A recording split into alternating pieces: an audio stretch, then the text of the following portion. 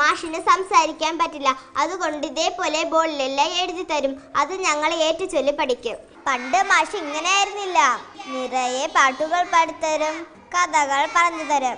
പെട്ടെന്നാണ് മാഷിന് ക്യാൻസർ പിടികൂടിയത്. പക്ഷേ ഞങ്ങളുടെ മാഷ് തളർന്നില്ല. 2 വർഷത്തോളം ചികിത്സയിലായിരുന്ന മാഷ് ജീവിതത്തിലേക്ക് തിരിച്ചു വന്നു. പക്ഷേ ആ മധുര ശബ്ദം മാത്രം നമുക്ക് തിരിച്ചു കിട്ടിയില്ല. മാതാപിതാ ഗുരുദൈവം,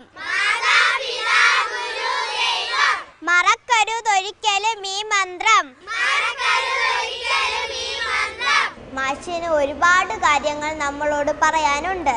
രണ്ടാമതും ക്യാൻസർ വന്ന എന്നെ ജീവിതത്തിലേക്ക് മടക്കിക്കൊണ്ടുവന്നത് RCCയിലെ ഡോക്ടർ എലിസബത്താണ്.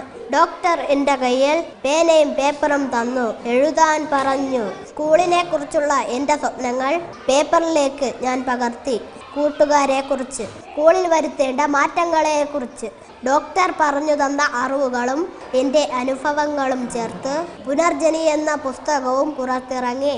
എൻ്റെ പ്രിയപ്പെട്ട ഡോക്ടറുടെ പേരിലുള്ള ആ പുസ്തകം ഒരുപാട് രോഗികൾക്ക് ആശ്വാസം നൽകുന്നു. അസുഖം മാറി വന്ന ഞങ്ങളുടെ മാഷ് ഞങ്ങളുടെ വിദ്യാലയത്തെ മാതൃകാ വിദ്യാലയമാക്കി മാറ്റി. ഇക്കാര്യങ്ങളെല്ലാം എൻ്റെ കൂട്ടുകാരി സന്ധ്യ പറയും. ഞങ്ങളുടെ സ്കൂളിൽ ഇപ്പോൾ ഇംഗ്ലീഷിന് പ്രത്യേക ക്ലാസ്സൊക്കെ ഉണ്ട്. LKGയിലേക്ക് ഒരുപാട് കൂട്ടുകാർ ഇപ്പോൾ വരുന്നുണ്ട്.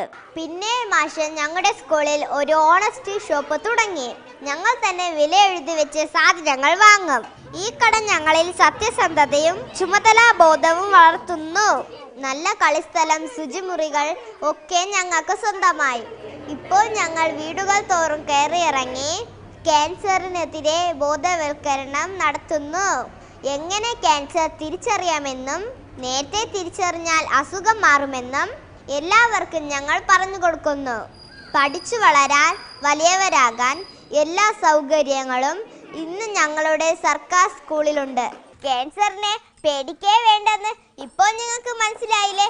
ഞങ്ങളുടെ മാഷിനെ പോലെ ധൈര്യത്തോടെ അസുഖത്തെ നേരിടണം.